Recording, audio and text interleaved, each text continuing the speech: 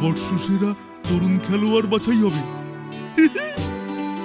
আমার থেকে সেরা খেলোয়াড়ই তল্লাটে আর কি আছে। আমিই হব সেরা খেলোয়াড়, এক্ষুনি গিয়ে নাম দিই। বর্ষসেরা ফুটবলার হব আমি, সকলে মালা পরাবে আমার নাম ধরে জয়ধ্বনি। ভাবতেই পারছি না। থাক, আর ভেবে কাজ নাই, প্র্যাকটিসেই মন দেই। যাই, এই বলটা নিয়ে একটু ডিবলিং প্র্যাকটিস করি। এই ভোদানা নিশ্চয়ই এই প্রতিযোগিতায় নাম দিচ্ছে, বাবার প্র্যাকটিসে নামছে। যাই, ওর সামনে গিয়ে দাঁড়াই, ওর ওই ঘোতামুখ ঘোতা করতেই হবে।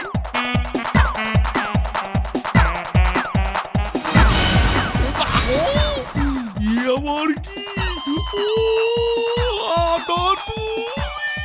আহা ভোদা, তুই বড় ক্লান্ত, এই নে একটু জল খা।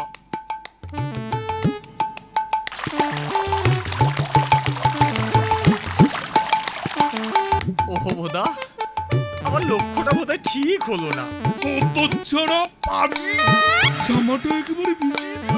ভোদা, তুই জামাটা পাল্টে নে, আমি বরং তোর বলটা পাহারা দিচ্ছি।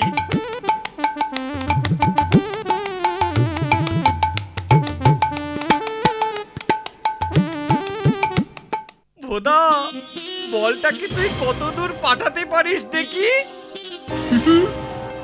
আবার এমন কি কথা রে হাদা? এ তো আমার পায়ে পাকা খেল। এই দেখ,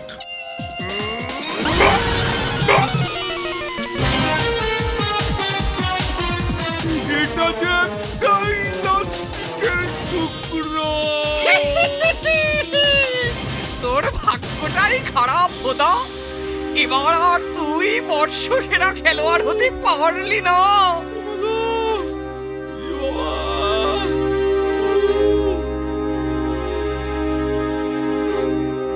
তোমরা তো সবই শুনলে দাদা, এবার তোমরাই বলো, আমাকে যদি হাদাটা প্র্যাকটিস করতে না দেয়, কিভাবে আমি বর্ষসেরা ফুটবলার হব?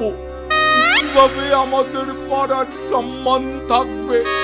কিভাবে আমাদের ক্লাবের প্রেস্টিজ বাঁচবে? কিভাবে কিভাবে তোমরা একটু দেখো না দাদা। হাদাটা বড় বার বেড়েছে, দাঁড়া ওর মজা দেখাচ্ছি।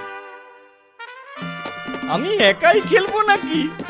তোমাদের অন্য সব প্লেয়াররা গেল কোথায়? হাদা, আজ তো তুই একাই খেলবি। যা, ফুটবল কি আবার একা একা খেলা যায় নাকি? আজ তো আমরা শট মারা প্র্যাকটিস করব।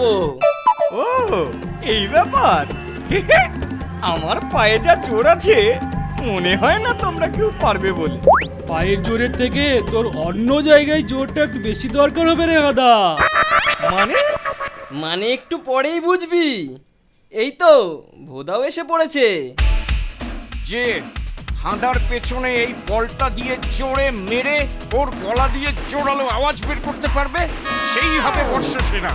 আমি প্রথমে মারবো। মারি? মারো। 5খানা মারবো কিন্তু। ঠিক আছে, মারো তুমি। এই হাদা, নে পেছনটা আর একটু ভালো করে তোল দেখি। জোর বেরোলো না তো? দাঁড়া, না, মনে হয় হাদার পেছনটা বড্ড শক্ত দাদা। দাঁড়াও, আর একটু জোরে মারি। না, আমার মনে হয় এটাই লাস্ট শট, তাই না দাদা? হ্যাঁ, মার জোরে। দাঁড়া, এমন জোরে মারবো, এবার বলও ফাটবে, ওর পেছনও ফাটবে। দাঁড়া,